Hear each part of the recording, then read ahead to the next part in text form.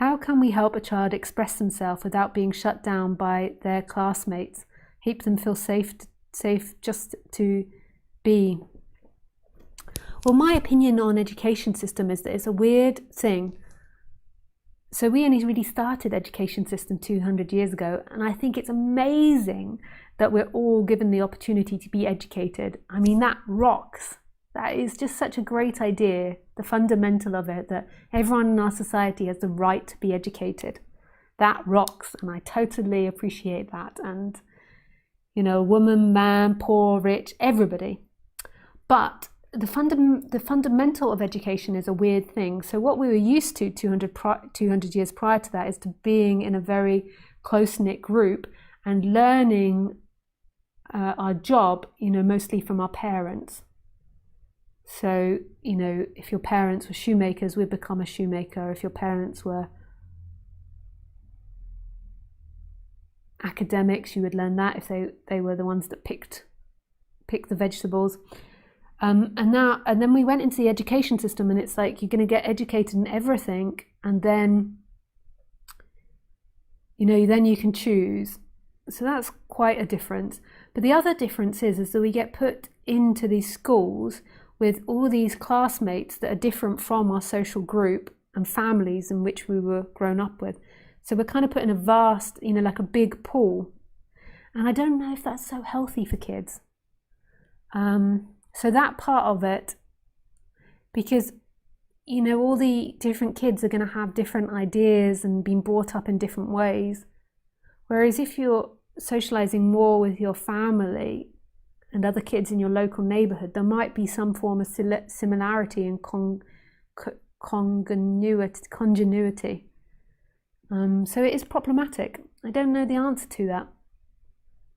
Education is great, and I'm so for it, but there is this difficulty in group educating because I think it's a little unnatural, and also this focus on educating in all different areas until we get older. You know, 200 years ago, you started very young learning the trade. In Japan, I remember learning about this Japanese form of theatre. You know, they learned it. They would focus on a part of moving the puppet's body from the age of 5 or 6. So they would know they were going into theatre and they were doing puppetry, and they'd be working on moving the part of that puppet's body. I mean, that's just so beautiful, the perfectionism in that. You know, so by the time they're 20, they're absolute masters of their trade. You know, and then it comes down to choice, you know, wanting to give all the kids choice, and we don't know in what way they're going to develop. But I think there's problems. So I don't think there's some form of simple answer to that. You know, if you're going to teach your kids this open-mindedness and reflect on how they feel, and then put them in the mainstream education school, it's most likely most kids won't be able to do that. So there's going to be this difficulty, this clash. So if anyone has any ideas how to do that or books to recommend to Scott, please put it in the comments below, because I don't know how you deal with that. It's complex. Yeah. Okay.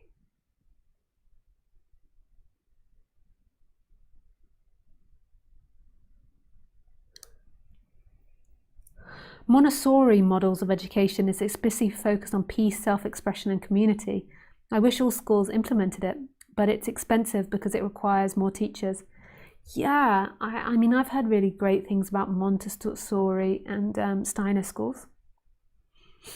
And I know people that have grown up in Montessori schools, and I felt like it was better for them. Emotionally and psychologically. But yeah, you're right, it's difficult to get your skilled kid in there if you can, and it's expensive. It's difficult, eh?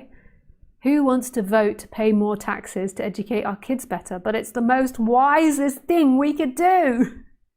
But who wants to do it? I'm the same. It comes to the tax person collecting the taxes, and I'm like, can I have that lower option, please?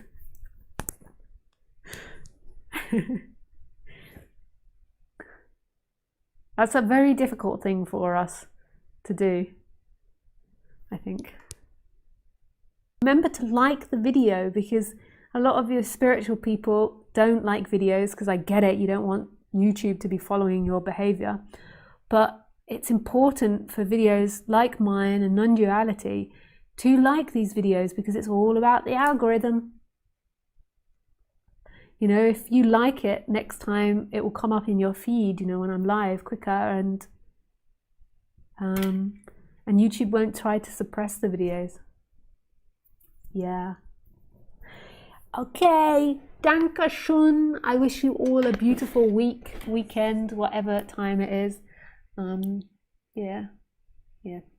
Thank you for letting me express myself, and for letting me be so weird and different, and everybody that listens, or most people that listen, they really accept that and encourage that and support that. And yeah, thank you. I love that. I love this diversity and this openness to difference. Yeah, thank you. I wish you everything. Cheers.